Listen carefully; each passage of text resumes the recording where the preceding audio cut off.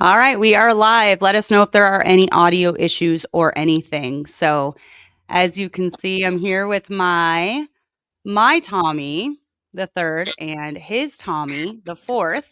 So I'm glad that they're able to come. You can hear me, right, Tommy? Yeah. Okay, awesome.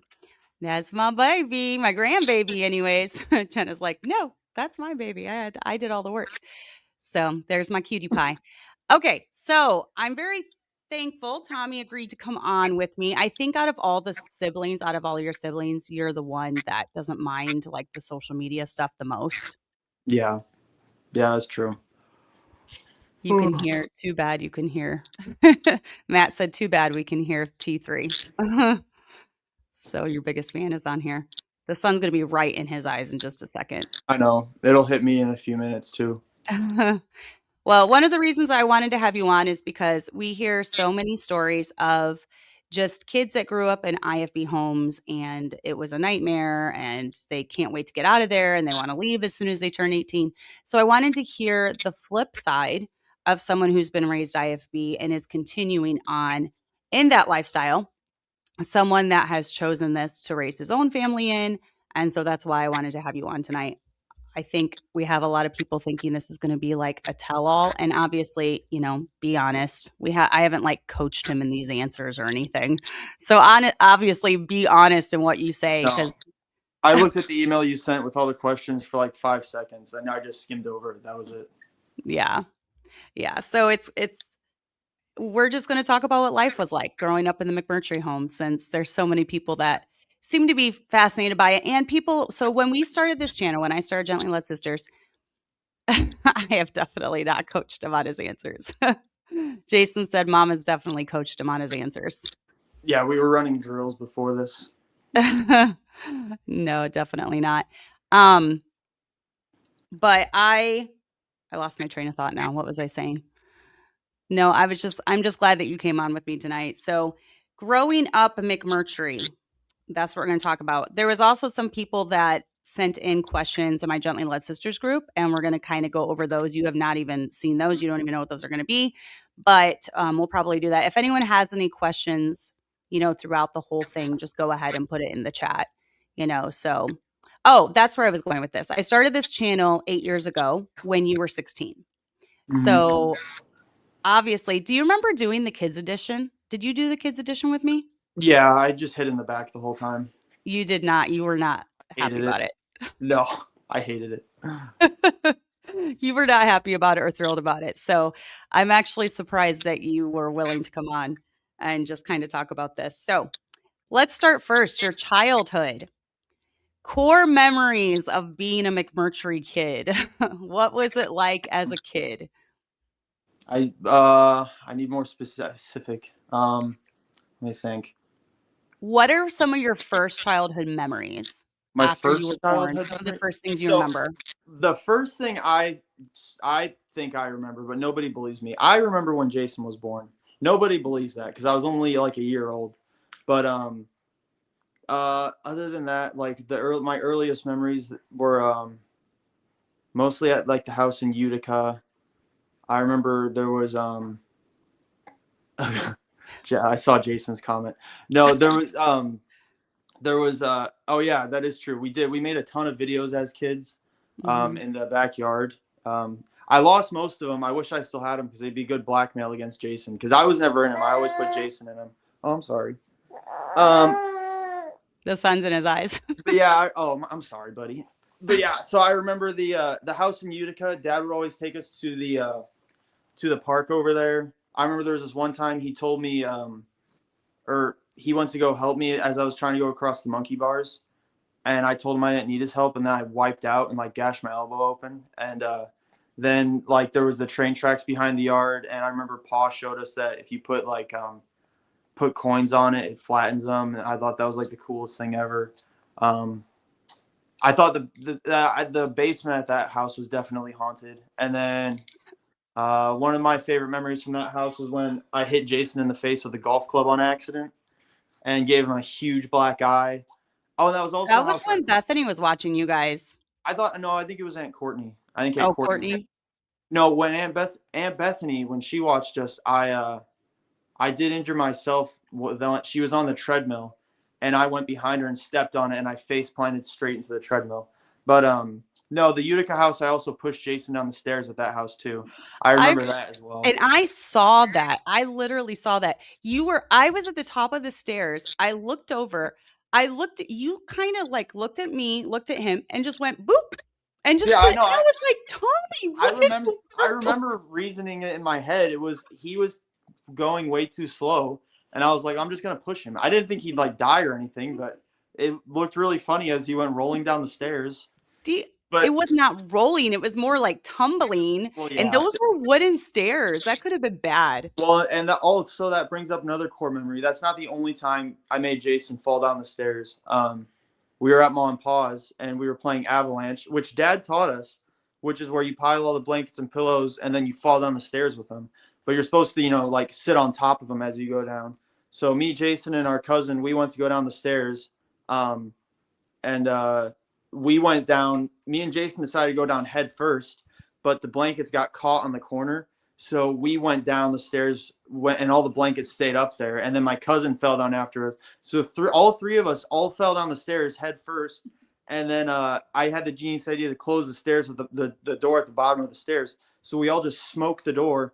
And then my ma, she came up and opened the door, and we all came rolling out. And she started dying laughing. And I think Joey probably got a concussion, and Jason broke his wrist. I was fine though, but Yep, Joey got a concussion. Jason broke his wrist. That was the first broken bone actually in the McMurtry home. wasn't that the? Was Oh no, Kelly broke hers too. I was gonna say I never, yeah, because I never broke a bone. I think Jason and Kelly are the only ones that ever Jason and did. Kelly are the only ones who have. So, yep, that's so funny. So, the nice thing that you had growing up was you had from the time you were born, we were at Mom and Pa's church. So, you had your grandpa, who was the pastor, and then your dad, who was the assistant pastor slash youth pastor. And, we went over there every Sunday afternoon for lunch, and you were surrounded by all this family. Um, do you think that played a part in like shaping who you are, who you were even as a little kid? Oh yeah, definitely. Yeah, being around Pa and mom, or being so close to Mom and Pa definitely helped a lot. Because yeah, Pa was obviously super involved. He'd always like take us hunting and stuff. And Pa was also like he was Pa, so he turned everything into a life lesson. So Pa was always dropping, wisdom every time he'd take us out to the woods to go antler hunting and stuff. And I will say though, we did go to Mom and Pa's every Sunday afternoon, but you guys did leave me a lot. I got left behind several times. Now it was only like a Oh, at mile the down the church. road. Yeah, okay, It was you only have like to a mile down the road, but there was several times I'd be yes. playing with my friends and be like, "Oh man, my parents left me," and then the Mhm. Robinsons would always have to give me a ride over there, or I just walked across the cornfield. It was literally down the road, guys. It wasn't like we left them. Yeah, they were within eyesight. Yeah, I'd be like, "Oh, mom and dad left me again," and I'd have to pick up a ride down to the church. Yep, good old times. And then when we lived in the parsonage right next to the church, you guys were in the one-room schoolhouse that we had that your dad was the principal of, and every morning you would walk to school, walk Mm. back. Yeah, it was like 50 feet. Mhm. Yep, so that was really cool. Did you enjoy being raised in a Baptist church? Yeah, yeah. No, I loved being raised in a Baptist church. There was yeah, I mean, pretty much our entire lives has revolved around it. So pretty much like 90% of the memories of growing up revolved around Baptist churches. So without the Baptist church, I don't even know what it would have been like without it, because our whole childhood kind of revolved around it. Even on vacations we'd go to, they almost always revolved around like dad would be preaching at a conference, so we'd go down to that state for a couple of days and do stuff, and then he'd preach. And so yeah, I don't even know what it would have been like without a Baptist church growing up. Now, a lot of Baptist kids, a lot of PK kids, they kind of bemoan the fact that they were in the spotlight, right? And they had church people. It seemed like they were always waiting for them to mess up so they could tattle. What was your experience with that in our home? And then when we started the church, you went from the pastor's grandkid and assistant pastor's kid to now the pastor's kid in our own church.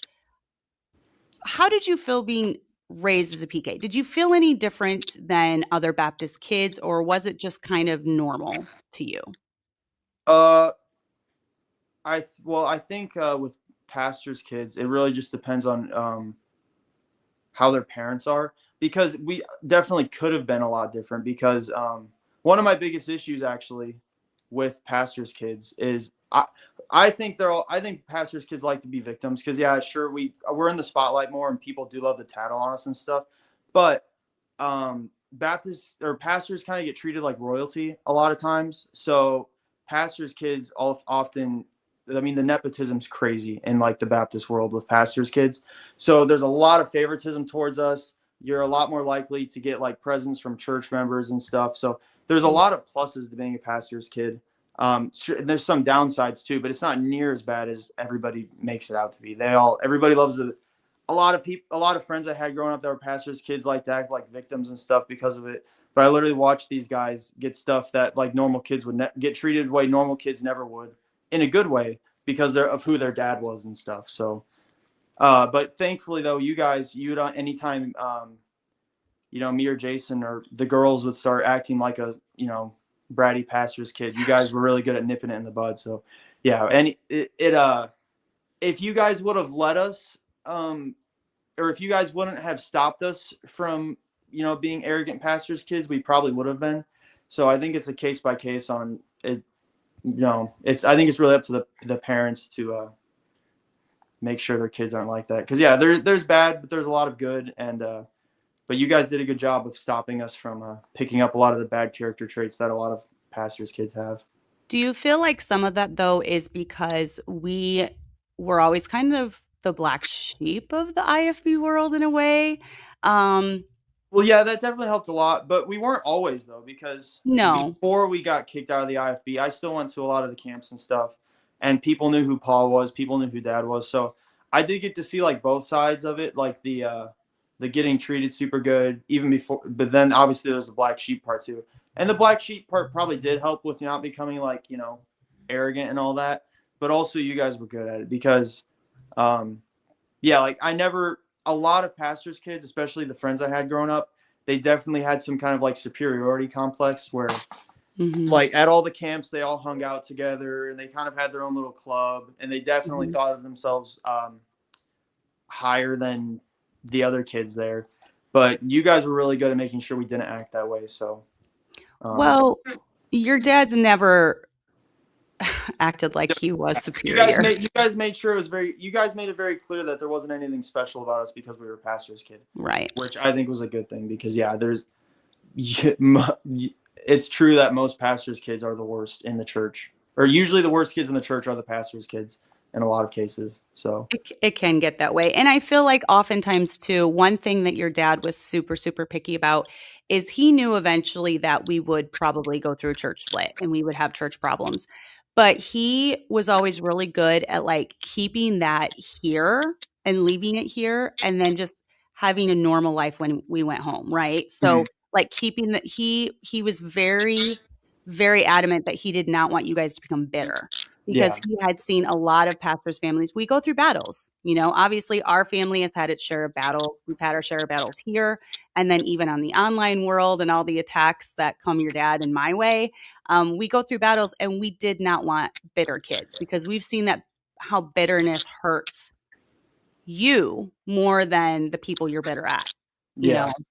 Well, yeah, no, because yeah, you guys almost never talked about like church drama at home and stuff, because like we always knew when stuff was going on, obviously, Mm, but like we never really knew much about it because you guys did a good. Because yeah, it was always like that with everything, with like family drama, church drama. Anytime there was drama, you guys did a really good job of not talking about it in front of us. Because And we don't want you to hate church people. We want you to love the church people, right? We want yeah, you to love everyone here. So, um, yeah, I've always tried to be really careful with saying negative things. I don't want you to feel negative towards them, and I don't want them to feel negative towards you guys, and you know, and all that. So, um, starting the church. I know out of all the kids that when we started the church, it had the biggest impact on you. You were at a very formative age. Um, you might need to turn the audio down on your phone a little, Dad said. I don't know how you do that. Is it echoing? Jason said it sounds fine to him, but um, we've talked about it. We've talked Triangle. before about how it affected you because you were what, 11, 12, 10, I think. 10, 10, you were 10 It years was old. 20. Yeah, I was like 9 or 10. Dad always knew he only wanted one big move with all of you guys. He knew he could do it one time. And after that, he wasn't going to do it. So he wanted this to be a lifelong thing, when he started the church. Talk a little bit about what was the impact it had on you Jason. What was the impact that it had on you at 10 years old? It was just hard because like all my friends, so I had a ton of friends at Lighthouse and everything. Obviously I loved Mom and Pa and stuff because living only like a mile away from Mom and Pa was nice because we'd see him like every single day.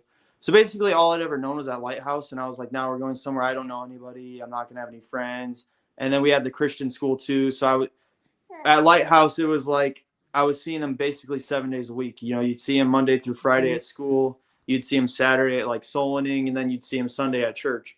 So I went from like seeing like my grandparents, aunts and uncles, and all my friends like 7 days a week down to like, only when they came and visited. So I think that was the hardest part, was just it felt like lonely up here. Yeah. And we started the church with just our family. Yeah. So it was literally, Jason had to specify, it was just that one time. Now, I do think, I'm going to say, it was a little hard, and obviously it was hard on me as your mom, because I knew this was a big sacrifice for you guys too. It was not just your dad and I do it. The whole family. It was a sacrifice for the whole family. And your dad knew this coming into it. And so we all had adjustments. We all had sacrifices. I was thrown right into homeschooling, which was a big deal for me. You guys were going to the Christian school there at Lighthouse. And so then I was thrown into homeschooling. So it's a whole new world for me. That's when I became friends with Kelly, because we really bonded over that, because her husband, Jason Monkowski, also started the church at the same time, and she was thrown into homeschooling. So we were kind of learning together. What do you think? I think one of the perks I can see, and I know looking back, you wanted friends, right? Like, we didn't have a lot of kids your age coming. And I kept saying, they're going to come. They're going to come. And you were like, they're not coming. They're not coming. And there never really was a big teen group at that No, time. there Now, was we're going to have one because we have so many kids at this church now, but there was never a big teen group. But I almost think that might have been a positive in your life. I don't no, know. yeah, it was because yeah, the plus, I guess, of having not a lot of friends that you see every day. Because I still had friends, like there was the Robinsons and stuff, Right. but it was like long distance. So, but Mhm. the plus of not having a ton of friends at church was that there was nobody to be a bad influence. So, in the Mhm. long run, I think it actually worked out because I never really had any friends influencing me to do wrong, just because I didn't really have many friends there. It was always just kind of me and Jason. So. You and Jason. Yep, it was you and Jason. So how did like camps and youth conferences, how did that form who you are today? Oh, well, they helped a lot because just with first, like, I did make a lot of friends at the camps because, yeah, obviously we never really had any, we never had like more than one guy at a time our age at the church. But I did have a ton of friends and stuff that I'd see at camps and youth conferences and Mhm. stuff. So it did help form like friendships like that and stuff. Like, then when I went to college, when I went to college, I wouldn't have known anybody there had it not been for like the camps and stuff I went to. But then also there was a lot of good preaching and stuff that they did there. I did learn a lot just from the camps I went to. Like, there's still sermons I remember from camps I went to when I was like, I don't know, like 8 years old. There was that camp that I think Faith used to do it. Oh yeah, that was a long time ago. Like Like the Faith and day trip. Dwight or something. And like there was Yeah. a sermon that Caleb Hansen preached I still remember. So there's like lots of sermons that like stuck with me from that helped me throughout the years that I still remember, that I heard at camps and stuff. I didn't even know that you still remembered that sermon that brother Caleb did. That's funny. Yeah.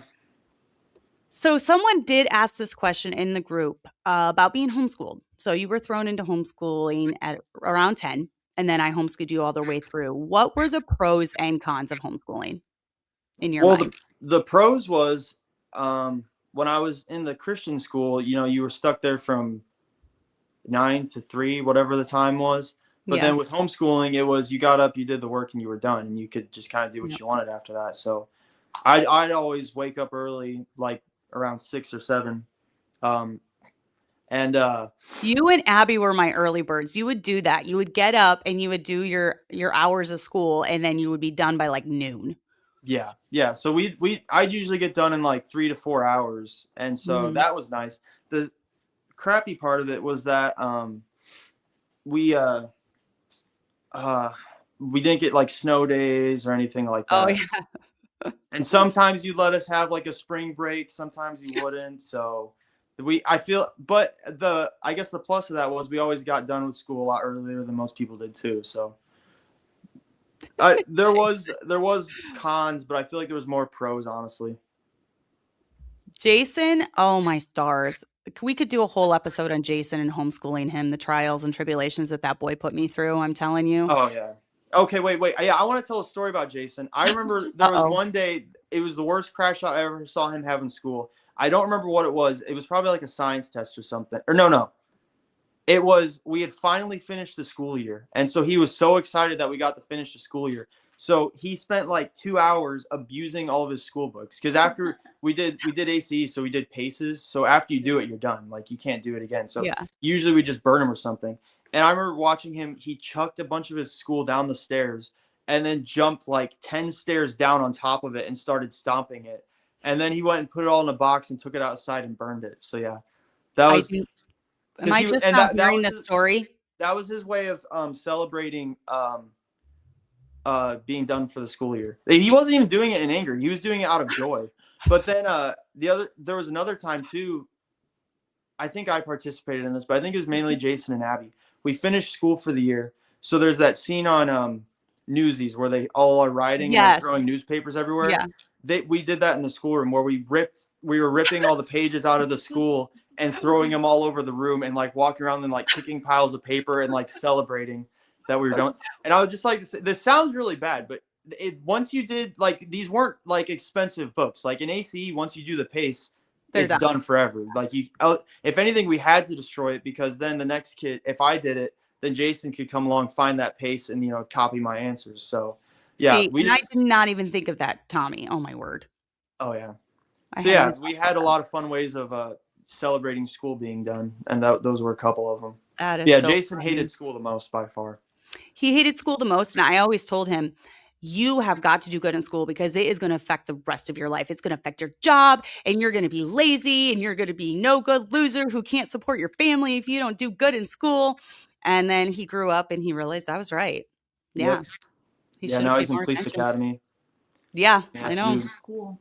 Now he has to study his brains out. And I always told him too, like school's not just because you finish and you're done in high school doesn't mean that you're done learning. Like you're always going to be learning for the rest of your life. And Where I here, would disagree though is algebra. Algebra is worthless. Okay, yeah, I never really struggled at anything in school except algebra. Algebra was mhm, like my kryptonite, and yeah, I've graduated 6 years ago. Still have not used mhm. algebra once. So yeah, I'm kind of with you on algebra that. bogus.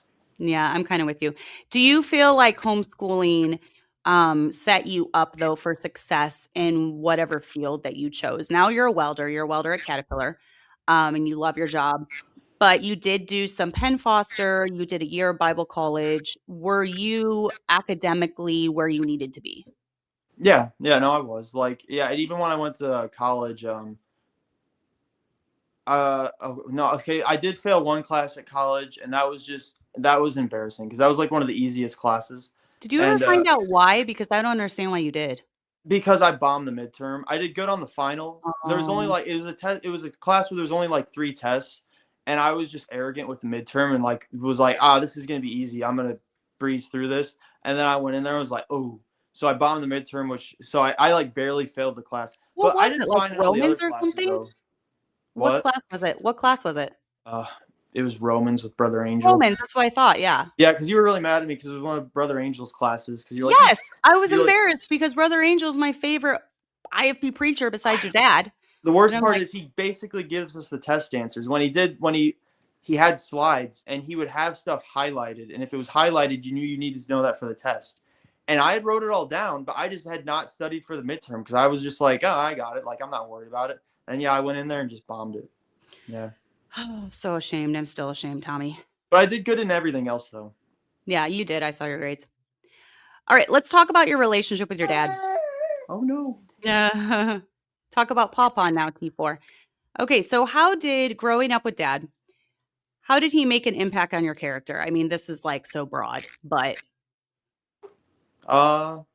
Well, I mean, I don't know, a lot of ways. I mean, just by watching him. I mean, I never saw him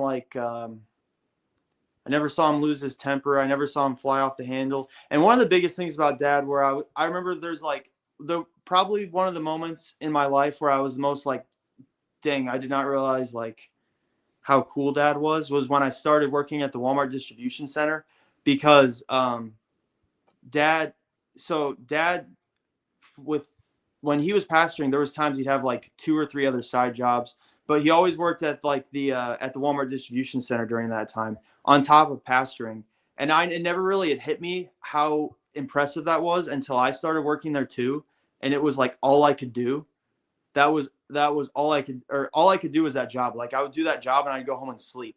And I was like 18, 19 years old, and I was like, man, dad's like in his mid 30s and doing this on top of pastoring, and it just like blew my mind. So yeah, dad definitely taught us to be hard workers. Because yeah, to this day, I don't know how he did it because I personally would have died if I had to work that job on top of pastoring. Because the Mhm. Walmart job was easy mentally, but it just killed you physically. And I Yeah. feel like pastoring is kind of the opposite. So I feel like he would have Mhm. just been getting killed mentally and physically. So yeah, And I don't know how he did both. he was a tired man. I mean, he's been full time now for about 6 years, I think, 6 or 7 years. And he definitely, I feel, has more energy than he did then. Yeah. And he's older now. I mean, he's 45 now. So yeah, that was tough. How did you see dad as a kid? Uh, well, I mean, to this day, I've always thought of like dad and Pa as like my two role models. So Yeah. not just because they have the same name as me, but yeah, dad and Pa were always like the two guys I looked up to the most as a kid. So I guess it would have been like a role model is how I viewed him. You've been accused of the apple not falling far from the tree when it comes to your dad. How do you take that? Yeah, no. So yeah, this chud yesterday or a couple days ago accused me of not falling far from the tree as an insult. That was a total compliment. Like Mm, I don't know how bad of a relationship you have to have with your dad to insult somebody else by saying they're like their dad. But yeah, no, that was like one of my most proud. There's been a couple times that's happened. I had a coworker once like tell me I said something and he was like, "Oh, you're just like your dad." And he said yeah. it in like a bad way because dad didn't like this guy, neither did I. And me and that guy butt heads a lot. So yeah, he had said something to me, and I said something back, and he went, "Oh, you're just like your dad." And I was like, "Thanks, man." And that's exactly how I felt watching that other guy say it. I was like, "Man, that's like a massive compliment." Like I can't really think of a higher compliment to give me than, "Oh, you're just like your dad," or "Oh, the apple doesn't fall far from the tree." Yeah, I Yeah. was flattered by that. Honestly, when it came to raising you boys, obviously, we want our kids to be better than us, right? Mhm. And I literally just wanted to raise boys like your dad, that were like him in work ethic, godliness, the way he treated me, your sisters. I just wanted to raise boys like that. And so I'm really glad that you see that because I know obviously the hardest time I think in your life was 19 to 21, right? Yeah. And we had a lot of conversations during that time. Hmm. And there's a lot of like heartfelt conversations. And at that time, your dad, I mean, you were still living in our home. So he really, and I really could only parent you through wisdom and influence versus, your dad just beating you up because he can. because he can make you or something. Yeah. Right. So, I mean, as you morphed into being an adult, I would say for me, with you boys, that's been the toughest time, even with Jace, like 19, until you got married. Yeah, it's just the whole being an adult and living in your parents' house. It's like you start to want to move out. So yeah, it's just I Hmm. don't think there's any way for you to not kind of clash a little bit during that time. Yeah. And it was never that like I like didn't like you guys or anything. It was just like, I got to the age it was like, all right, it's time to move out. Yes. And that's just the natural order of things. And you need to get to that point. Yeah. But You it was need to still find a way. sad though. Like it was like I cried like the day I moved out. I was really depressed about it. And then also like even still to this day, um the day I moved out, I moved all my stuff down to my house. Dad came down here and helped me work on the house and stuff. And Hmm. then afterwards, we went and ate at Dairy Queen, and we sat in this like corner table there. And still to this day, every time I see that table, I get depressed. I'm like, yeah, that was the last meal where me and Dad ate the day I left the house, and it's like still is like a sad moment for me. But yeah, Oh, you never told me that. Brother Ron said, I saw that one of your children has been tased and sprayed by the cops recently. yeah, we don't talk. He's the black sheep of the family. We don't talk about him. He's the black sheep of the family. He's just, training to be one of those people that sprays and tases people. So, Pig. um, That's a joke. yes, that's a joke. It's a joke. Tommy said I'm not people can't understand my sarcasm, so I have to be more sarcastic when I'm sarcastic or something. Yeah, So, yeah. Mom and yeah. Dad they have very dry humor. I don't know if anybody's ever seen clips of Harrison Ford. He is very good at being sarcastic, but it's really hard to tell when he's being sarcastic. So I feel like that's kind of you and Dad, which is why you guys make the chuds so angry a lot. Is they have a really hard time being able to tell when you're sarcastic versus when you're not. Okay. Well, me and Dad know each other so well. We know when each other's Well, yeah, sarcastic. no, yeah. So, Anybody that knows you knows, but yeah.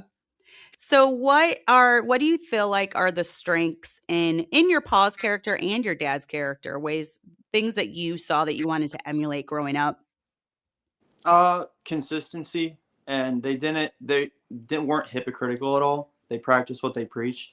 Like one of like my favorite paw memories actually was like super recently because he's got real bad dementia and everything right now. But it was a couple months back. I went over to Mom and Pa's house, and Paul was sitting in his recliner in his bedroom, and he was asleep, but he had his Bible sitting there on his lap open. So Okay. it's like cool seeing stuff like that. That even though he's got super bad dementia and he's losing all of his memory, he still is sitting there reading his Bible every day and stuff. And so it was. I never had to wonder at all growing up if Dad or Pa were fake or if they actually believed what they believed or not. Yeah, that is one good thing. I think the reason that your Paul was such a great father and such a great grandpa is he lived in the home what he believed. And that's exactly with your dad too. He's always lived in the home. I mean, both of us have always lived in the home what we believe. We don't say something and not live it in the home. So, do you have any funny stories about dad that you would like to Yeah, tell? yeah. So one of my favorite dad stories is me, him, and Jason. So Dad used to have a job where he would like go to houses and mow lawns and like just do random, like it would be abandoned houses. So um, houses that like nobody was living in, we'd go there and mow the lawns, or they'd send him in there to like sometimes he'd have to empty all the trash out of the house. It would just be random stuff like that. Hmm. And Dad would always take me and Jason along, and he'd pay us like $5 a house, which we thought was like insane at the time. So we went to this one house where we had to clean out a pool. It was an empty pool, or no, it was it was full pool, and we had to drain it. And so it's been like a super long day. We're draining the pool, and it was disgusting. Like the water was black. There was algae in it. There was frogs in the water. Like there was this huge bullfrog we actually caught and gave to the neighbors who were like these rednecks. But Dad, so the main part of the pool was all drained down to like where it was like 4 or 5 feet, but then there was a big slope where it went down to like 10 feet where the diving board was. And so I was standing there on the slope and I slipped and I fell into like this absolutely disgusting water. And I remember Dad just being like, Tommy, you idiot, what are you thinking? You're gonna smell so bad now. And then he just like chewed me out for falling into the water. So I, in shame, crawl back out of the water, and like 10 minutes later I've got my back turned and I just hear a splash, And I turn around and Dad is just in the middle of the pool with like this smirk on his face of like, oh, I can't believe I just. So Dad accidentally slipped and fell into the pool as well after he had just a few minutes before chewed me out for falling into the pool. And just the face he had was one of the funniest faces I've ever seen because it was like, well, I asked for that one. I know And exactly the face you're talking about. yeah, no, it was hilarious. Oh, I forgot about that story. That is so funny. Yeah, Yes. like Jason said, Dad's just a genuinely fun guy. Yeah. Well, and the best part about Dad is you never know his next move. It's true. He's very mysterious. You So never the know. girls say. Dad might just come home and be like, "Hey, I'm going to Canada tomorrow" or something. Like you never really. He's not predictable at all, No, he's which is not. always funny growing up. He's not. All right. So relationships with me. Ugh. So when you started looking for a wife yourself, what were you looking for? And Jenna and I mean, getting to know her over the last couple years, obviously we're very opposite in some ways, but we get along so well. I love Jenna. Love her. Perfect for you. You know that. We have a great relationship. Um, but when you started looking for a wife, what was important to you? Well, obviously, I wanted her to be good looking, so Jenna got that down. But also, so I remember as a kid, like, or no, like as a kid, and then into my teenage years, I'd always like pray about my future wife. And as far as like so basic stuff. I remember my basic prayer was always like, I wanted her to be a brunette, I wanted her to be short, and I wanted her to be from a big family. So she hit those big three. But then also she's so chill. Like my She's favorite very part about chill. Jenna is I'm a lot like Dad. There's in that you never really know what's gonna happen in like a week. Yeah. Like for example, me and Dad were supposed to go to Israel um a couple weeks back and it Mhm. got canceled last minute. So 3 days notice, I told Jenna, okay, we're just going to go to Hawaii instead. So we went Yep. to Hawaii. Or there's been times I'd be like, I would get a day off work and we'd have like 3 days and I'd be like, okay, we're going to drive down to Colorado, like drive through the night, 14 hours. So, and she's always just rolled with it. She's so chill. Like she, sometimes I actually feel bad because she's so chill. It makes me feel like I'm being like a jerk to her. I'm like, I know. are you Sometimes I'm like, Tommy, think about your wife. yeah, I'll be like, are you sure like you want to do this? Like, and she what she tells me is that she said she'll always try something once, but she doesn't promise that she'll try it again. And for example, jet skiing was the one thing where I got her to do it and she tried it once and yeah, afterwards she was like never again. Cuz yeah, we went in Lake Michigan. The waves were huge. I wanted to see how fast it went. I hit 40 miles an hour. We went like 10 feet in the air and we almost fell off. We stayed on, but yeah, Uh, she was threatening to just swim back to the Chicago and all this stuff. So yeah, she's extremely chill. She's very laid back, and then she's also just she's super sweet and just like a really good mom. Like yeah. Oh, she's she such a good treats mom. Tommy like she worships Tommy. She's such a good mom to Tommy and Yes. everything. And I yeah, that know. was a big thing. I wanted somebody who was going to be good with kids and who wanted a lot of kids. And so yeah, She's that's Jenna. literally perfect for you. So, do you feel, I mean, obviously, like, you're on my life, you're gonna be like, "Yeah, no, mom, you were horrible." Obviously, I'm not perfect. Your dad wasn't perfect. I wasn't perfect. You guys know that. You know that there's obviously some bad we messed up here and there. We yelled at you when we shouldn't have yelled, we freaked out when we shouldn't have freaked out, whatever. But was I a good example of a Christian to you and the kids? Yeah. Yeah, no, you were a very good example. Like you were very involved in church. You went soul winning every week like everybody else did. You were obedient and submissive to dad and all that. You were good to all of us. You were a good cook. You kept the house clean as best as you could because we were pretty messy. I know. But yeah, no, yeah, you were a very good example of a Christian. Yeah, never saw you like absolutely crash out or cuss us out or anything. I mean, the No. closest you ever came to crashing out would be if there was bugs in the house, because then you'd declare war on the bugs and tear the house Yep. apart. But that's the only time you'd ever really go crazy would be if there was bugs in the house.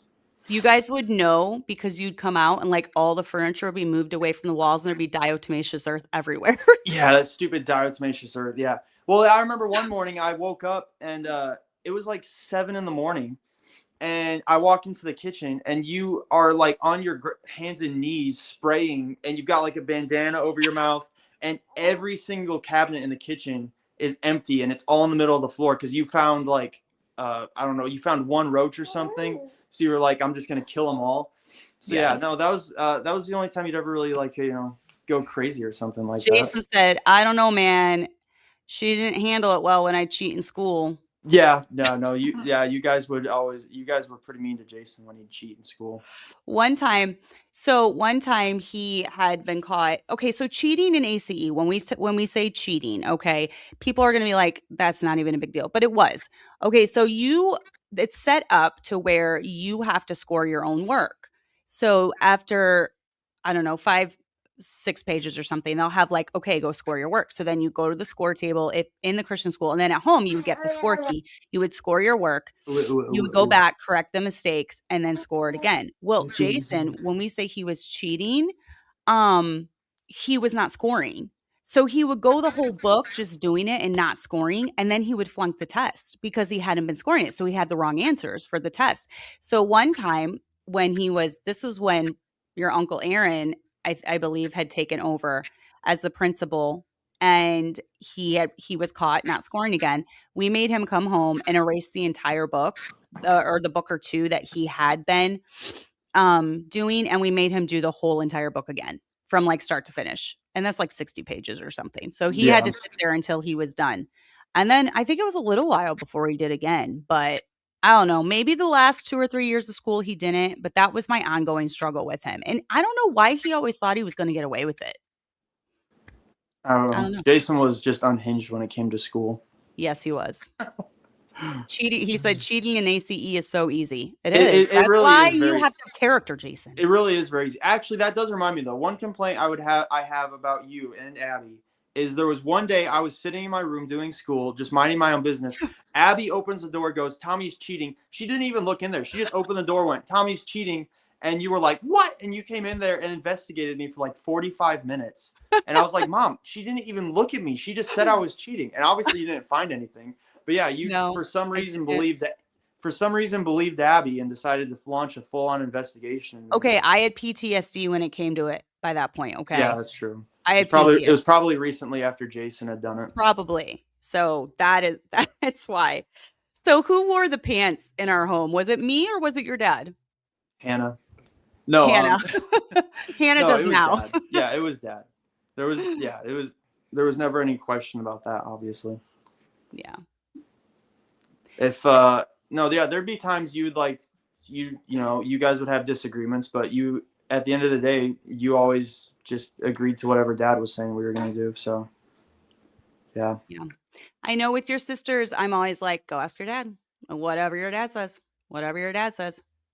There's been conversation about your dad being whooped and being a simp, and I'm a feminist. And what was your experience with that growing up in our home? That's not a simp at all. He's just a chill guy. He's so chill, and you know what he does is he's very good at running his house. He's efficient at it. There's things he's given you the authority over. For example, like if you guys go on a trip, you're the one that plans the flights. Like Dad's just very good at, and you never once did I ever get the impression Dad was whooped. It was always just.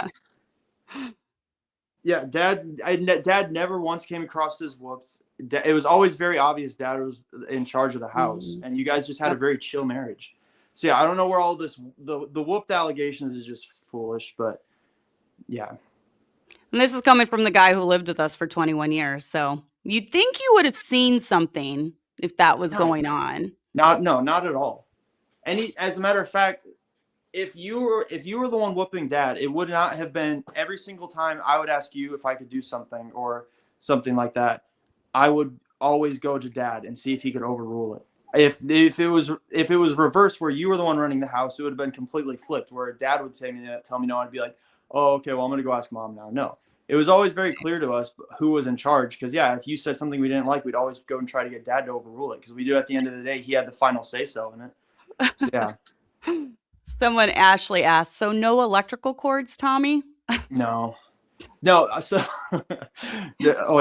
no. Okay, they're gonna clip this, but Dad would always joke about how he was gonna roundhouse kick Mom in the face, but it was because he loved Chuck Norris and he always joked about it. But it was always clearly a joke.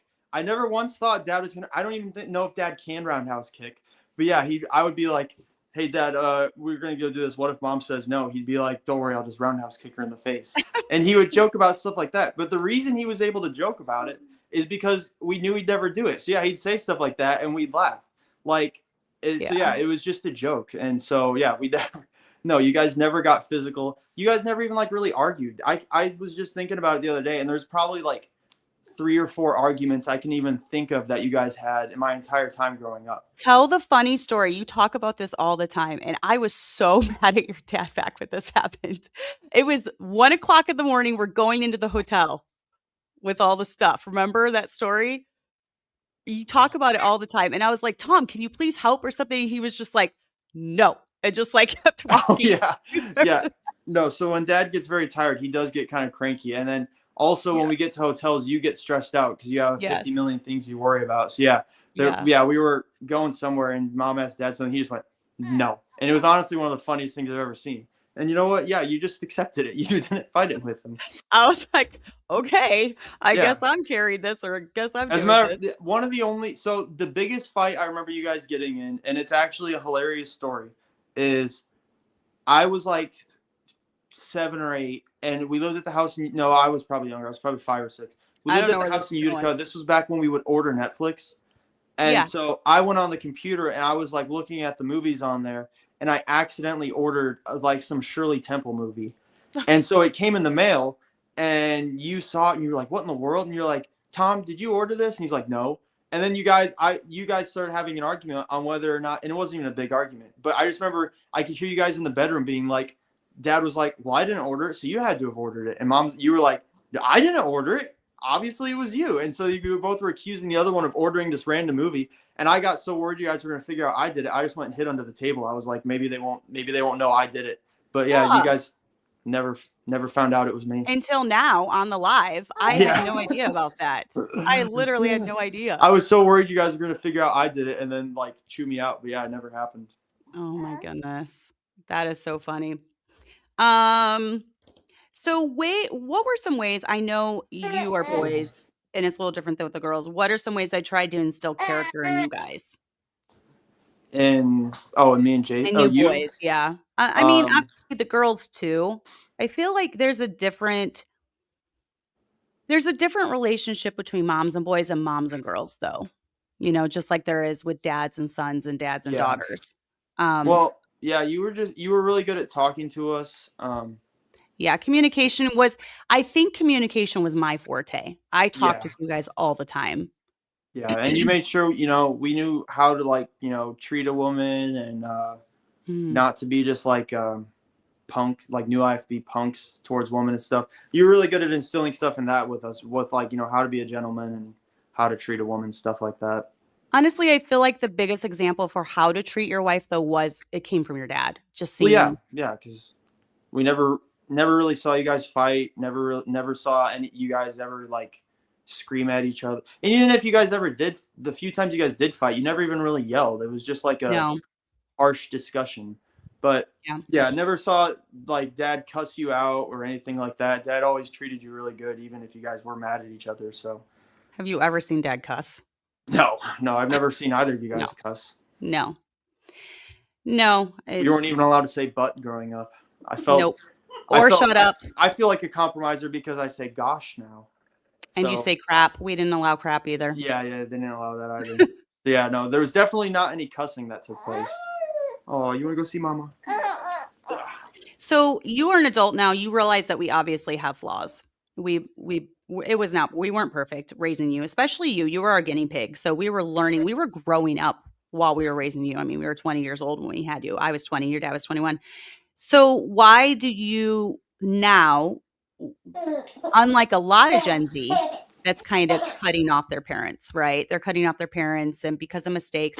Why do you still want a relationship with us going forward? And, you just haven't held all our mistakes against us. Well, because you guys never tried acting like you were perfect or Mm, like you didn't make mistakes. Like if you acknowledge that you obviously did make mistakes. So yeah. I feel like that's a big part of it. A lot of parents mess up and then they try to like gaslight their kids into thinking it was them, not that it was the kids, not the parents. And then I feel like that's just a really good way to destroy the relationship with them.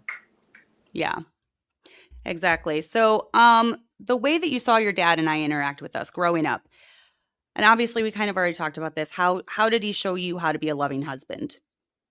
Dad, well, I mean, Mhm. he always, it was just by the stuff he did. Like you guys went on dates all the time, which Yeah. I hated as a teenager because I Yeah. always had to be the one that babysit. So yeah, Yep. you guys would go on dates all the time. He'd get you stuff for your anniversary. He'd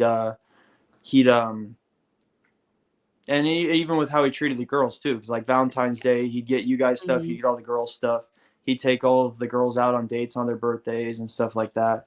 So yeah, it was just everything. Yeah, he never really did anything that made me, he never did anything that made me think he thought bad of you guys at all. He always treated you guys very well. How did he show you how to be a good father? Oh, by just how he was with us. I mean, yeah, there's lots of things that dad did growing up that I already plan on doing with Tommy. That like obviously he's still too little to now for a lot of it. But yeah, there was tons of things like he'd play games with us. He'd take us camping, fishing. He'd do like when we were real little. He'd do ninja moves where we'd take all the cushions off the couch and like wrestle, and he'd throw us on the couch and like flip us over and stuff like that. Um, yeah, he was just very fun to be around. Like it was never like oh, I got to go hang out with dad. It was you were actually excited to get to hang out with dad. And then Yeah. when he started preaching at conferences a lot, he'd always take at least one of us kids with, and it was always like a fight over who got to go. And Yep. so, yeah, he was very good at just like being present, and he was always just it was easy to have fun with dad growing up. Yeah. Did he ever use violence with me, cuss at me, or yell at me? No, no. I'm trying to think. I can't even think of like one time where he like yelled at you. No, dad never really. He's Dad's not a like I said, yeller. dad's a chill guy. He doesn't yell. Yeah. He never. Dad never really yelled. You never yelled.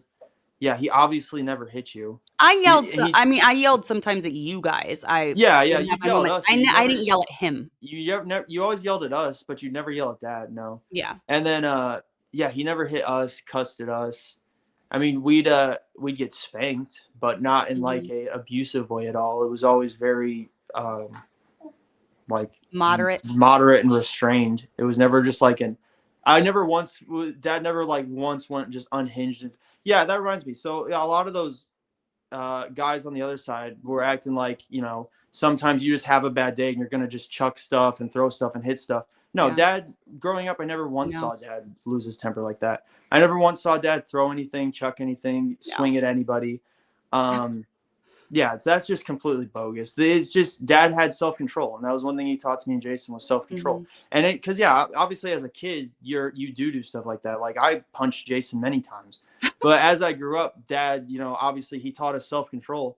And I've never once, I've been married, 2.5 years now. Never once, and when me and my wife have gotten an argument, have I ever, I don't even think I've ever yelled at my wife once, but I've never once just had a bad day. And yeah, I have bad days, but I've Right. never once just thought I need to chuck something or hit something or something. Right. He taught ways around that. It was, if you're having a bad day, sometimes it's best to, just go work out or to go on a run, to just run the steam off, stuff like that. Like, so yeah, Mhm. all those guys that love to attack you guys that say sometimes you just have a bad day and you're going to fly off the handle. That's just them admitting they have no self-control or restraint. Cause yeah, I never once saw dad fly off the handle one time growing up. Yeah, no, he's all about self-control, and he's always taught that, to you guys, all about that. He's about not losing your temper, and there's never been a time I've thrown anything at No. your dad. I've punched holes in the there's some kids who grow up in very angry homes, and they see that. They see their parents punching holes. They see their parents kicking things, and we never wanted a home like that to raise you guys in, Yeah. you know? No, So, I never saw either of you ever fly off the handle at all. no. No, definitely not. Is ours a marriage that you would want with you and your wife? Yeah. Yeah, because I don't have any um like you always say, like you guys made mistakes growing up, and maybe there's like a couple here and there, but I can't even really think of any off the top of my head. And yeah, I growing up, I never once thought, oh, my parents are gonna get a divorce, oh, this is gonna Yeah. happen, all that is gonna happen. It was very peaceful growing up, so obviously I want that for my kid as well. I want Tommy to be the same way. I don't want him worrying about us or uh, being like, oh, my parents are going to get a divorce. Yeah, I would love to have the same type of marriage you guys had. Yeah, that Because was I our because I goal. enjoyed growing up in the house, so I want Tommy to enjoy. I Yeah, want my kids to enjoy their childhood as much as I did. that's good. Um, did you ever hear us utter the D, I call it the D word, threaten it, talk No, about leaving, talk no, about calling the cops? Did you ever no. hear Yeah, any you of that? never. No, the only yeah, we nobody ever want. Yeah, that's just bogus. You guys never once talked about divorce. Never talked about that at all. If you guys did have a fight, neither of you were absolutely crashing out because you were both level-headed adults, so you were Yeah. able to just discuss stuff. Um, Because yeah, that's the thing. Anytime you have to resort to being physical in anything, it's just immaturity and lack of self control, and just you don't know how to sit there and actually reason with the opposite side. So you just have to lash out. But yeah, no, you guys never once uttered. I don't think you ever once even joked about getting divorced or anything like that. Like I never heard that word at all from you guys about the other one growing up. So That because that brings me to another question. You know, you did get spanked. Obviously, we believe in corporal punishment. We believe in biblical discipline. But we get often times made fun of for like not spanking our teenagers. But you guys got to a point where we could reason with you. yeah. And we didn't need to be spanking our 18-year-old. Yeah. Well, what's so stupid about what those guys teach about that is that yeah, the reason you spank a kid is because that's the only thing they respond to. If my 8 or 9 year old son is running around just like hitting walls and just being a maniac, and I say, "Now listen, come here, explain. What's wrong? Tell me what's wrong. Why are you doing this? Here's why you shouldn't do this. They're stupid. They got ADHD and they probably just had a soda before and they're crashing out. The only thing they respond to is pain. They know, okay, if I do this, I'm going to get spanked. By the time they're a teenager, they should be Yeah. mature enough to where you can reason with them. And obviously you can still punish them as like you'll take stuff away and stuff like that. Mhm. But if you have to physically resort to spanking your teenagers, then you are I mean at that point it's basically over in my opinion, because obviously something went wrong way down the line, because you should have a good enough relationship with your kids. By the time they're teenagers, you should not need to resort to physical violence to stop them. Physical violence is for fools. Like that's like in the Bible it talks about when people get lashes and stuff. That's just for like criminals, outlaws, just absolute fools. Adults should not need to be physically punished for what they do. They should be mature enough and responsible enough to be reasoned with. And so yeah, it was if I got spanked as a teenager, all it would have done is cause bitterness, Mhm. because I was old enough to know what I was doing was wrong. And so you guys obviously would still punish me. Like I'd get grounded and stuff, but I never once got spanked. And if I did, yeah, that would have just caused bitterness. I really don't understand. I didn't even know anybody did that until recently because it's just so ridiculous.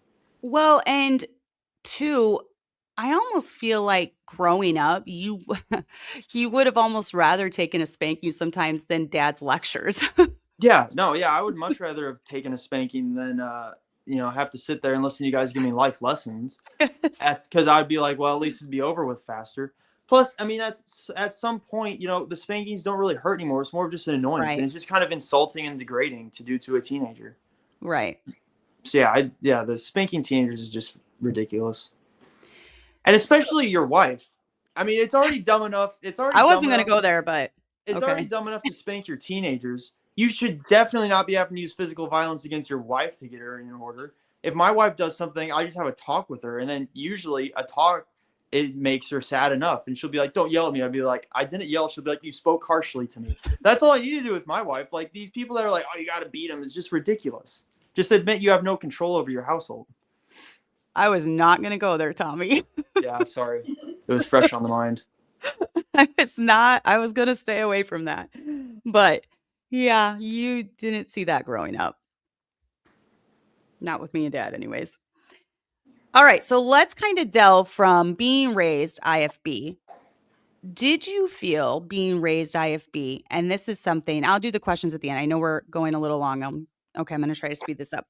Um, did you feel like we were holding you back? Did you feel like you were missing out on anything?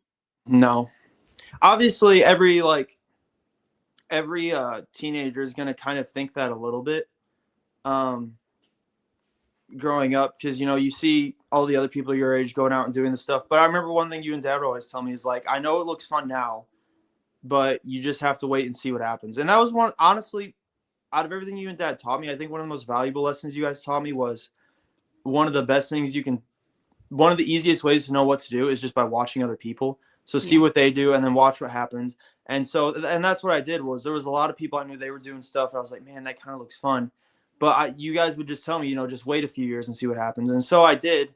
And now that I'm, 24, I can look back and already see how those people who I was tempted to do stuff they were doing then, how their lives are just a wreck now. And now I don't feel like I missed. There was a time I might have thought I missed out on some of the stuff like that normal teenagers do. But you guys told me, just wait, just watch what happens. And that's what I did. And now looking back, I'm extremely grateful I didn't do any of that stuff. And even these people will even admit it themselves. My coworkers and stuff all the time, they'll find out like I've never drank, I don't cuss and stuff like that. And at first they're like, oh, that's insane. And then, but now some of them, they're in their 30s and 40s and they'll admit, yeah, man, I wish I never would have done that either. And they'll tell me, oh, that's great that you don't do that. It used to be like, as a teenager, you kind of get pressured to do it a lot more. And the other teenagers like, oh, act like it's so cool and stuff. But now that I work with like a lot of like more middle-aged guys, they'll be the first ones to tell me, yeah, like they find out I don't drink and they're like, just don't do it, man. They're like, yeah, I wish I never would have done it. And so, yeah, now I've kind of seen the results of all that stuff. So no, I don't feel like I missed out at all. Yeah. That's good. I didn't too. And I mean, I'm 45 years old and I've yet to drink. I'm 45, never had a tattoo. I'm 45, never done drugs, never smoked. And I think I'm just going to keep it going because so far, so good. You know, I don't feel like I missed out either. Why do you feel like IFB is losing Gen Z? Why are we losing your generation? Short answer, if you can.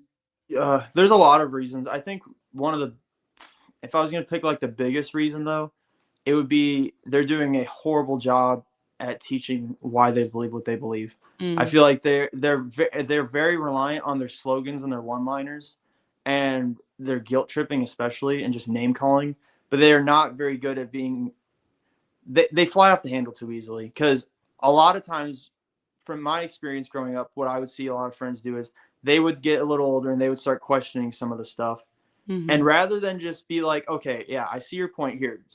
I'm going to sit you down and I'm going to talk you with it. And this is why we believe what we believe. They just kind of crash out on them. They start calling him a compromiser and all this stuff. And all it does is just pushes them away. And I think that's the biggest reason that IFB is losing so many people my age, is just they've become very lazy in teaching mhm, why they believe what they believe. And they crash out too early. Like obviously there's a time to call out the recovering fundamentalists and all that, but you can't. The second somebody starts questioning something, you can't just start calling them names and just start throwing all these curses on them, because that's one thing the IFB is very good at, is throwing curses on people. But all that does is just pushes them away, it causes bitterness, and I think that's what happened with a lot of my friends. Was they kind of got old enough to start having thinking on their own, and so they started questioning some of their beliefs, and they'd be like, okay, well, why do I believe this? And mhm. then instead of anybody coming and sitting down with them and telling them this is why we believe it, they just freaked out on them instead and just pushed them away. How did your dad, growing up, and this is even how he's handled disagreements between me and him, and he's won me over to his side like every time. How did he deal with doctrinal things that came up? How did he explain it to you? How did he show you? Just with the Bible, he would Yeah. say, this verse says this, and this is what it means. And here to prove that, there's also this verse where it means this. One of Dad's greatest gifts that I wish I had is he's very good at articulating what he believes and Yeah. explaining it very detailed why he believes it. And Very so, detailed. yeah, he was very good about that. And yeah, I mean, sometimes I'll see clips of some of the bigger names and stuff, and yeah, they I feel like they've just kind of got lazy in how they explain why, Mhm, because what they're saying isn't bad about what they believe, and it's true, but you're not gonna keep a generation by just name mhm, dropping is one of the big ones. Name dropping your slogans, and pronouncing curses. I feel like those are the big three they mhm. do. They mentioned Jack Hiles and all those guys, which were good guys, obviously, Yeah. but my generation doesn't know him. They were dead before I was even Yeah. born. I think Jack Hyles was. I don't know when he died. He But most was. of these guys Your were all, dad and I were engaged or dating when he died. yeah. So Mhm. all these people died before I was even born. So dropping their name it's not going to make me lean one way or the other. You just need to be able to show from the Bible why you believe what you believe. Because, yeah, most of these things my generation's leaving on is stuff that I agree with the IFB on, that I Mhm. think we're right on. I just think we're doing a very bad job at explaining why we believe it. Yep. No, I think you're right. What about hypocrisy? Do you think hypocrisy plays into it? Maybe saying one thing, but then living differently in the home. Do you think that plays into it? Oh, yeah. Well, and I think that's one of the biggest reasons most of the pastor's sons I was friends with growing up aren't in church anymore, is I think Mhm. their dads were very good at doing that. They knew what to say, and they knew the right things to say, and they get up there and preach it, but they did not live that at all in their house. And then, Mhm. because, yeah, and their kids obviously grew up seeing the hypocrisy. And yeah, if I grew up listening to dad preach all the same stuff he preaches now, but he was completely opposite at home, I'd probably wouldn't be IFB anymore. And I would also probably just assume that everybody else in the IFB is that way too. And I think that's what a lot of them are, is they grew up in their dad's house listening to him be a hypocrite all their life.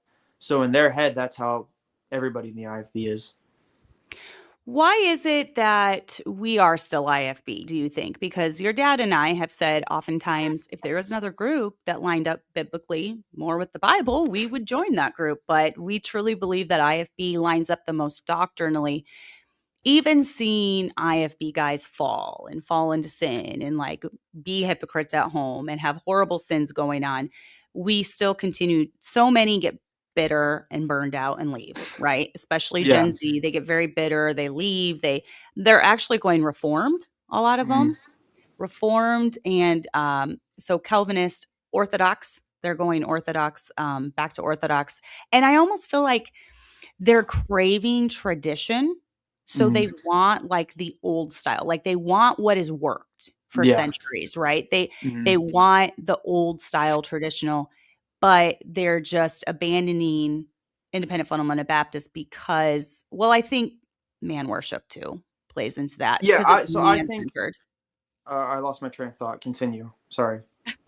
No, sorry. I was going that was a big loop that I was doing, but I was talking about just, hypocrisy in the home. Or whatever, and no doctrine being taught, and how the younger generation is leaving because of Oh yeah. Well, yeah. No, I think the a big part of it is, yeah, I feel like in the 80s and 90s the Baptists really started booming and growing these huge churches, yeah, and they were doing all the right things, but I feel like some of those churches got so big, a lot of Baptists became a lot more man oriented, and yeah, the man worship got really bad. And mhm, yeah, with the whole why we're still IFB, it's honestly just because I really don't think there's any other better religion out there than the independent fundamental Baptists. I think we're the closest to the truth. So obviously I'm not going to go anywhere else. But also, even if I went out and started my own, uh, religion, or sect of Baptists or something like that, even if it starts out great, within a few years or a few decades, it's the same stuff that happens here is going to end up happening there, because that's mhm, just naturally how it happens. And I think the problem with all the man worship is that it doesn't matter how good the doctrine in a church is, you're going to get burned by somebody at some point. It doesn't yeah, matter how good a religion is. There's going to be people. There's going to be bad eggs that get in there. It's like with the police. Everybody acts like we should just get rid of the police since there's a few yeah, bad ones. No, there. Most police are good, but there's the few bad ones that give it a bad name. And yeah, with the Baptists, I feel like we're most Baptists are very good people, but there's obviously the ones that give it a really bad name. And I feel like we're kind of shooting ourselves in the foot by doing so much man worship, because by putting so much focus on the men and not Jesus, it's getting people looking at the men. And if I'm only looking at the men in the IFB, it's only going to be so long before one of them falls and it just yeah, crushes me. So we need to do a lot less mhm, pointing to the men and more pointing to Jesus, because Jesus is the only one that can't, let us down. He's not going to fall and disappoint us. And yeah, if we keep pushing all this man worship, it's gonna. And I think that's why so many people went, kind of crazy after Jack Hyles died, is mhm, because a lot of the focus kind of, and I'm not blaming Jack Hyles for this, but I think a lot of the focus switched from Jesus to Jack Hyles. So when he died, everybody kind of lost their way. So I think the man worship is really just shooting ourselves in the foot. Because yeah, there's some great pastors out there that we could definitely learn stuff from, But at the end of the day, nobody's perfect and anybody could fall. So it's foolish to put so much emphasis on these men because at some point they're going to end up disappointing you. And I honestly feel like Gen Z's just over it. Yeah, and that's the big thing is we've my generation's kind of waking up to a lot of stuff, Yeah. and we do not really buy into the man worship at all, and Mhm. so it's just extremely off-putting to us. And there is a lot of man worship in the IFB, and it's just sickening. I mean, some of these conferences, I love the people there, and I think they're good conferences, but there's so much like brown nosing, and it's all political. It's like if I I wanted to know. go watch a bunch of people compliment each other, I'd go to the like CPAC or something. I'd go to some Republican convention. Like we Right? need to stop with the politics has got to stop. Everybody needs to stop, brown nosing, and it's extremely off putting to my generation. Was being a McMurtry, were we political in any way? Like with the IFB, Baptist politics. no, we were always the outcasts of the politics of the IFB. Not even outcasts all this. I think people genuinely like our family for the most part. Yeah, but they Um, always keep us at a distance. Like, yeah, well, they're friendly with us, but at the same time, we're never gonna get asked to go. Your dad's never gonna no, ask you to get preached at the or they're never gonna ask dad to preach at the big no, conferences or come to the college and give a talk. And so no. yeah, they're nice to us and all, but yeah, we'll never be like in the club, which I prefer because I would rather I'd rather just not be Baptist at all than have to go suck up to all these guys because it's sickening to watch. Well, we're called IFB, right? Yeah, Independent exactly. Fundamental Baptist. We're supposed to be independent. Unfortunately, over the years, it's kind of morphed into these politics and these groups and these Mhm. colleges, depending on like what college you go to. Oh, you went to Heartland. Oh, you went to Crown. Oh, you went to Hiles. Oh, you went to Providence.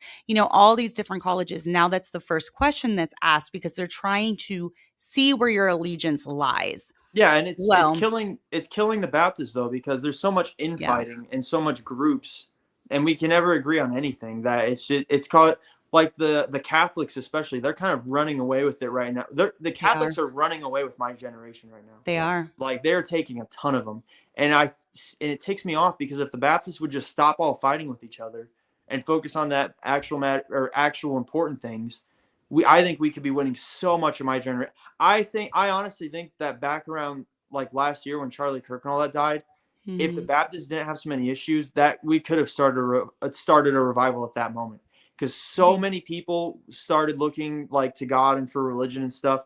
The problem is we were just off-putting to everybody because we all fight with each other and stuff like that. And so it and then the Catholics ran away with it. I mean, the Catholics I just took so much of my generation in the past year with all of the after the Charlie Kirk stuff and all that. And I blame us. I feel like it's because we all fight with each other so much. What do you think are the most important things to focus on in the IFB? I've done a couple posts on my own Facebook about this, about how we do tend to major on the minors, right? Mhm. And we've often been criticized, your dad has been, just in general from anyone, that maybe we put too much focus on just raising good kids and raising a good family. But you can be a soul winner and raise a good family. You Yes. can be as totally invested in missions trips and doing things of the Lord and raise a good family. So what do you think are the major things that we need to be focusing on as a Gen Zer, right? Uh, What are some of the things you want focused on? the biggest things I think we need to focus on is just salvation, obviously. Once saved, always saved. King James only, Mhm. and having like standards, dress standards, moral standards, and I think those are the big ones. And because there's a lot of groups out there where I think a lot of people in there are saved, but I don't think we're ever going to win any of them over by just attacking them for all these minor things. Right.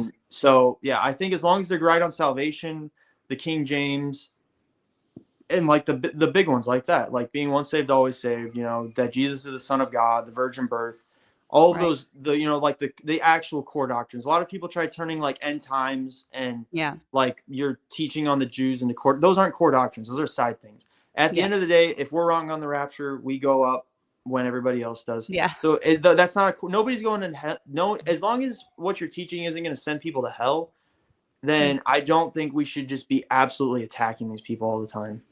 Yeah. No, I mean, I agree. I do think that there's so much infighting, um, that yeah, it's a kind of a turnoff to your Now, I will say generation. though, there are some groups though that do need called out though. Like obviously, like some Mhm. groups are just going to be absolute freaks and teach really whack stuff on merit. Some people, there's a group of people out there, they kind of treat soul winning. They're like what I think of them as is they're the Catholics of the Baptist world.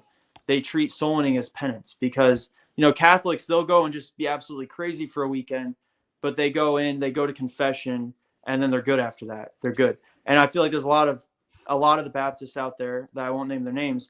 They live trash lives. They cuss. They have horrible marriages. They don't really have standards. They don't really have very many morals, but they're really good at soul winning, and they kind of treat that as their penance. Like, yeah, sure, I did this, this, this. I was a horrible father. I raised horrible kids, but I go soul winning a lot. Look at these numbers, and they treat they're no better than the Catholics who act like they can do this work to pay for their sin. And I feel like a lot of guys out there, they treat soul winning as like penance. Like, yeah, I did this, but I'm a good soul winner, so it's okay.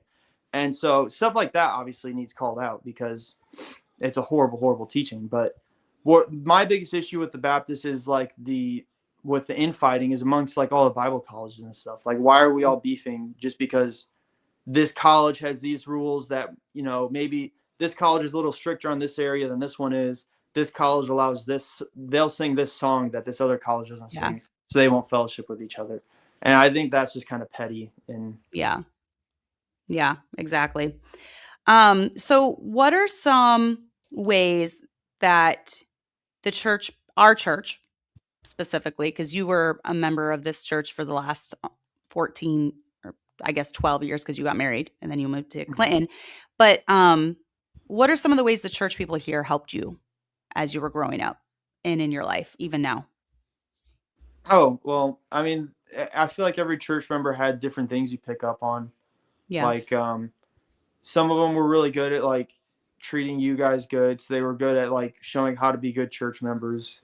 Some of them are really good at soul winning. Like, the thing I liked about our church is pretty much all the guys in there soul winning, and I feel like you Yeah. learn something different from every person you go to soul winning with. Like, if I go soul when I go soul winning now, there's things I feel like my soul winning presentation is like a combination of Mhm. most of the guys from church.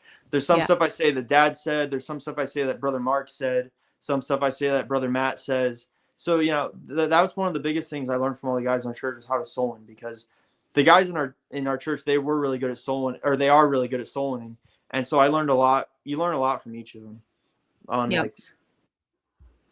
And we didn't really have church people who tattled on you guys or like were waiting for you to slip No, up, right? no, not really. There was some at Lighthouse, but not really at Liberty. No. When your dad started the church, he really wanted to get that across. Yeah. Like, don't put our family on a pedestal. My kids are going to mess up. My kids don't be the first, don't come tattling, blah, blah, blah. So I think he did good at that. And, I feel like overall, the majority of our church has rooted for your guys' success. Yeah, no, I never felt like anybody in the church like wanted to see me fall at all. Right. Except Brother Matt, like Brother Matt's just waiting to see me fall. Brother Matt's been giving you a hard time in the chat, so he had that one coming. Yeah, I can't even see the chat. He said, this isn't against you, but soul winning is so easy. You don't have to be living a clean life or living for God to do it. You just have to give the gospel. And that is, I mean, that is true because the gospel is the gospel. It's never changing. But, that shouldn't excuse other weak parts of our life. Yeah, We should be striving to get better in all areas of our life. yeah, exactly. So are you going to continue being IFB? Yeah, so I'm not leaving anytime soon. I mean, unless a better one comes up, but I don't think that's gonna happen, obviously. But yeah, no, I have zero intention of leaving the IFB. And the more people my age I see leave the IFB, the more it makes me not want, or the more it cements me in that I'm not. Because one thing you guys were good at teaching me at was not going. You guys were really good at teaching me not to do what everybody else is doing just because everybody's Mhm. doing it. Yeah. So a lot of times, if I see anything happening, like any kind of trend, it makes me want to do the opposite of it, even if it's not necessarily a bad one. But yeah, especially with all of my generation leaving the IFB, the more that leave it, the more I'm determined I'm going to stay. So yeah, no, I won't be going anywhere. Yep. Do you believe that this is the best life to live? Yeah, yeah. No, believe as yeah. Growing up, I didn't get to see that much outside of Baptist. Like I didn't Mhm. really get to see people's lives outside of um like the IFB very much. But since I've grow like got a real job and traveled a lot and I've seen a lot of people. Yeah, I see the lives most people live, and I do not want anything to do with their lives. I love my life, so yeah, it is 100% the best life to live. All right. So growing up in, I'm going to fire some questions at you now that you haven't heard. This is from the group that I put Oh, okay. earlier. Growing up in a large family, do you hope to have a big family yourself? Yeah, yeah. Me and Jenna, we set a minimum of 5 is what we're shooting for. We didn't set a max, but we set a minimum. We said we wanted to have at least 5, and so we've only got 1 so far, but we're hoping to have at least 5 is our goal. Mhm. I'd love to have like 10, but yeah, the more kids, the better. I love growing up in a big family, and I grew up in a big family. She grew up in a big family, and it's a lot of fun. The thought of being in a small family is just so boring. Like the thought of like being like 70 years old and my one kid or 2 kids comes over, it's just depressing. Mhm. Like I want a big family. I was just thinking today when the babies ran in my room and this morning to cuddle with me about how sad I am that Abby's getting ready to leave us and get married in 2.5 weeks. And I was thinking, I love the way your dad and I did this. I love the way we did our family because even though I've almost got 4 of my kids raised completely, I've got a 5-year-old still. Yeah, So even though I'm going through the pain of like losing my first daughter to marriage, I've got a 5-year-old and a 7-year-old that are going to be with for quite a while. So I'm really glad that, we did it that way. yeah, S- yeah. No, because I mean, imagine if you only had 3 kids and it was me, Jason, and Abby. Pretty soon you'd be an empty nester already.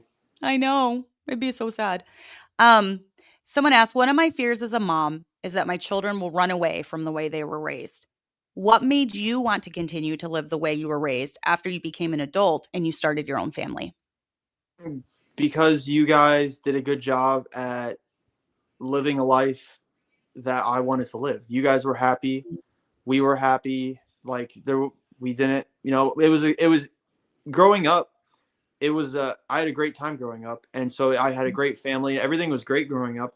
So obviously when I saw the way you guys did it and I was like, obviously this works. I want this for my kids when I grow up. Yeah. So that's the biggest reason is I want my son to be able to grow up the way I grew up. So Mm, that's one of my biggest reasons for not leaving is I saw what you guys did and I'm like, well, obviously this works. So I want to mimic that with my kids as well. yeah. And it worked. I mean, your dad saw it worked for him, and his siblings, and he had a great dad and a great mom. So as a mom of 2 boys, how can I prepare them for the influences of the world once they are old enough to get a job and be around other boys or men with different morals? This is a good one. Yeah, you guys. So yeah, you guys were really good at this. And it honestly was just before I ever even got out there, mom and dad were always very big on you cannot be a follower. You cannot let other people Mhm, influence you. And so by the time I even got a job, I knew enough to know what was right, what was wrong.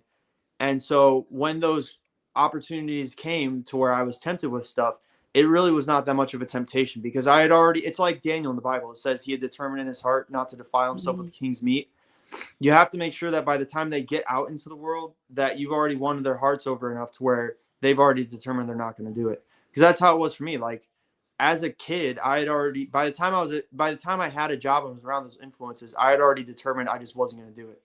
And it was because mhm, mom and dad, they taught me, not only did they teach me why I shouldn't, they won my heart over enough to where the last thing I wanted to do was disappoint them or mhm, break their hearts. And I feel like that's a big thing with teenagers is if I didn't care what mom and dad thought of me or if I didn't care about making them sad, I would have done a lot worse stuff than I did. mhm. So the fear of disappointing your parents and just the making sure that they've already established it in their heart before they get to that point.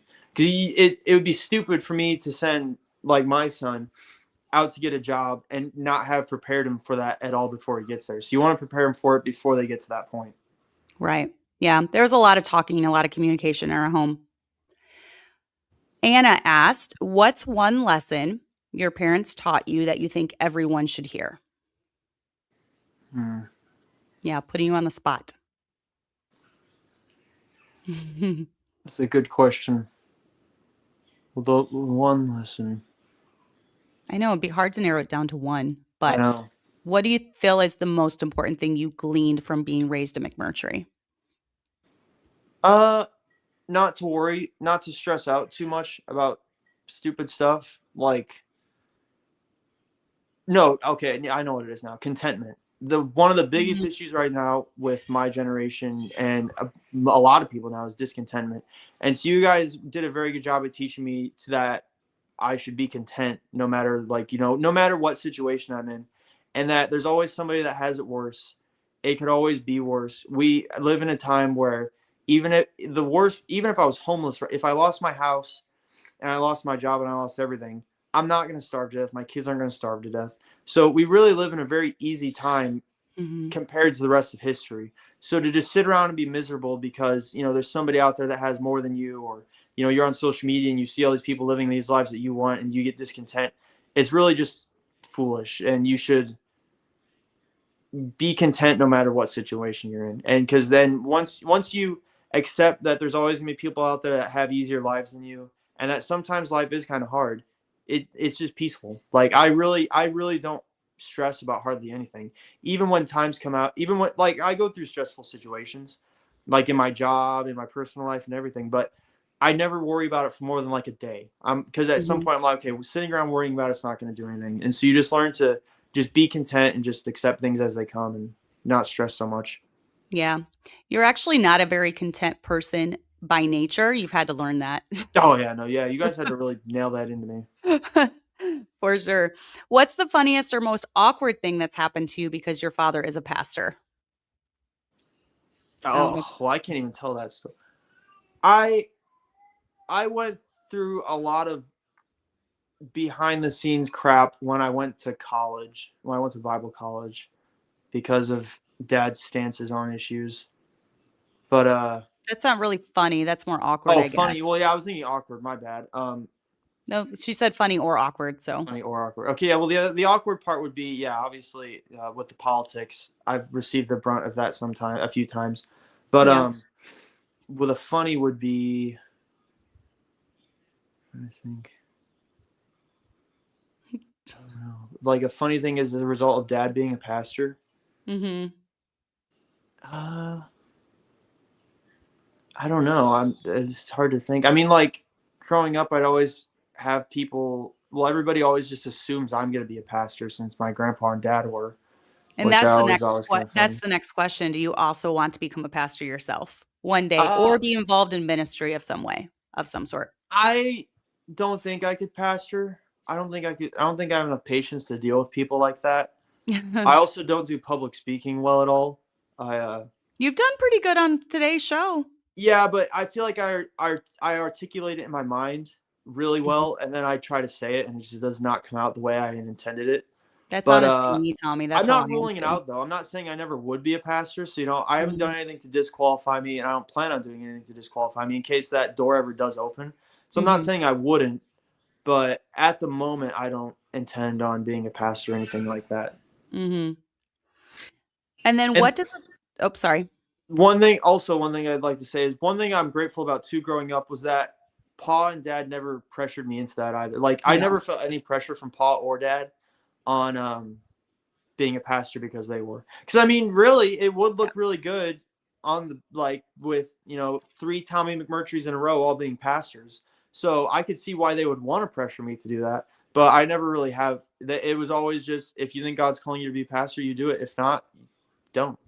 Yeah. So No, they were good I with was that. thankful for that growing up. And then what does a typical Sunday look like from the perspective of a pastor's child? Are you in the church all day or do you do other things too, like hanging out with friends and family? Oh yeah, we were in the church all day. No, yeah, Yeah, we were. yeah. Still are. It was always you wake up and you try to wake up as early as you can because you have to get in the shower before somebody else does. Um, it was basically impossible to get in there before Abby. Now, one thing that still to this day I don't know the answer to is I don't know what time Dad leaves on like Sundays and Wednesdays because I feel like he was just by the time I woke up he was always gone. So yeah, I would always wake up early to try to get a shower. Dad would always already be gone. We'd get to the church, and then yeah, we'd be there the entire day, and then we usually wouldn't get home till like late that night because Mm. probably like 6 or 7 probably. 8 or 9. Yeah. No, Oh it's wait, still the yeah, yeah, same. It's yeah, still the same. He's actually on most Sunday mornings, he's gone before I wake up. yeah. He's already gone to the church. So we Dad, we don't go together. He Dad goes shows up to the separately. church as early as he does the airport. Yes. Exactly. 2 or 3 hours ahead of time. Yeah, For sure.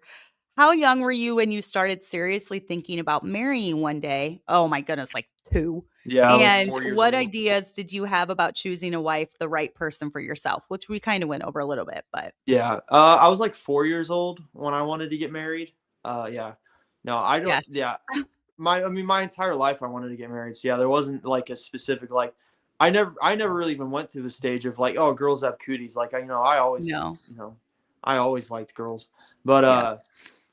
yeah, no, with I don't know with how yeah deciding who I wanted to marry, I was just going based off I don't know my own personal preferences. I guess like there wasn't like a I don't know. I knew what I liked and I knew what I wanted and that's what I got. So We did not ever really have to deal with so far, any of our teenagers going for being interested in someone who wasn't saved.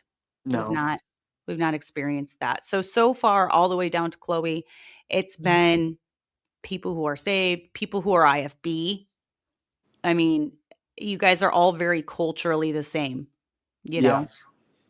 And then Jenna and Alex, we've often joked, Debbie and I have joked about how many kids can we marry off to each other before it starts getting weird?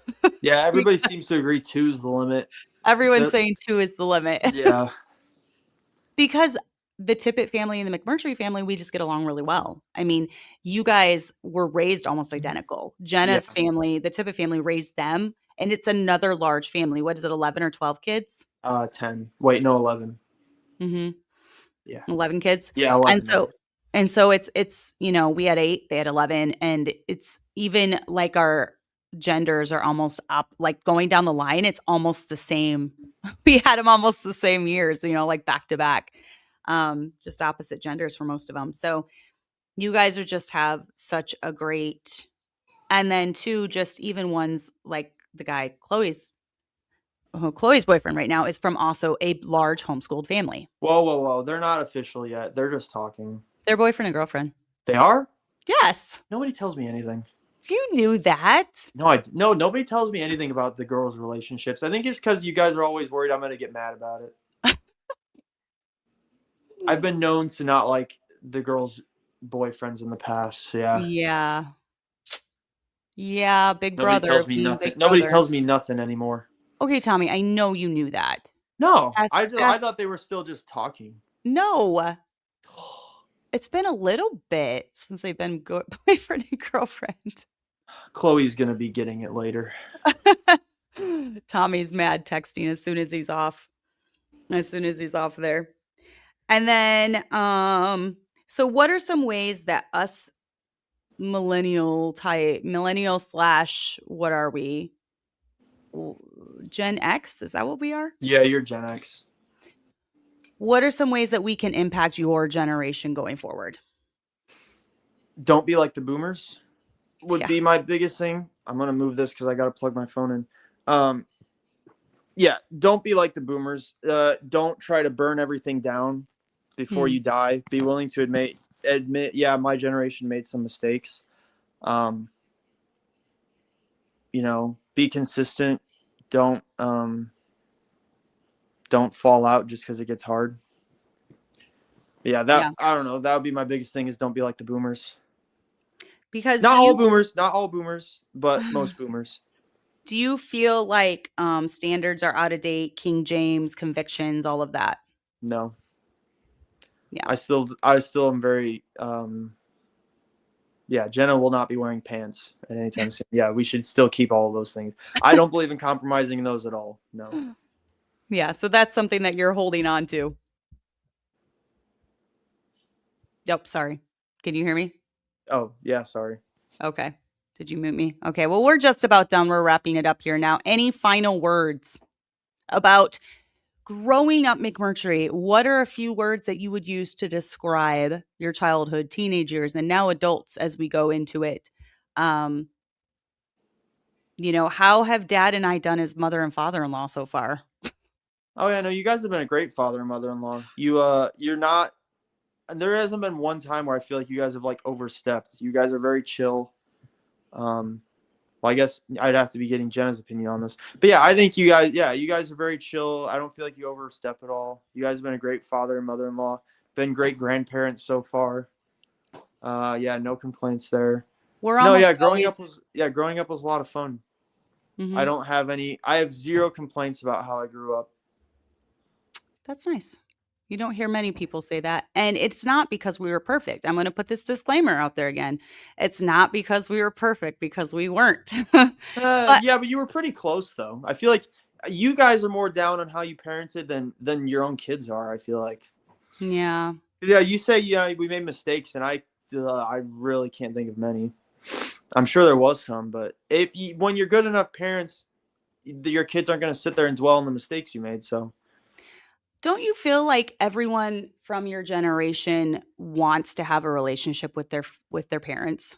yeah, I don't think anybody doesn't want to. It's very unnatural. Like I feel like one of the biggest motivators for men, especially, is like making their dads proud. So Mhm. yeah, I feel like everybody wants to, but a lot of parents have just kind of taken that option out of the cards for their kids.